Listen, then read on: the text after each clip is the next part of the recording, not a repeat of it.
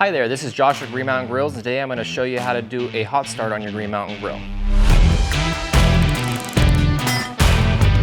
So the first thing you're going to want to do is get the heat shield and grease tray out of the grill, and you'll want to have the grill plugged in, just reading off.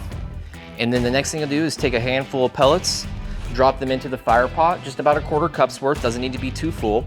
And the next thing you're going to need is a propane or butane torch, and you're going to take this torch while the grill is off and light the pellets up. You want to get them going a good amount to where you have a nice little flame coming off the pile once you take the torch off. And then from there, all you have to do is go to the panel, tap the power button once, it'll read 0, then you'll press and hold the power button until you get a temperature reading. Once you get a temperature reading, you let go of the button, you should hear the fan engage, and it should continue building that fire up. And the only next thing you want to do is take your heat shield and your grease tray and set them back in the unit. And that's how you do a hot start on your Green Mountain Grill. For more tips and tricks, go ahead and go to greenmountaingrills.com and check out our video section.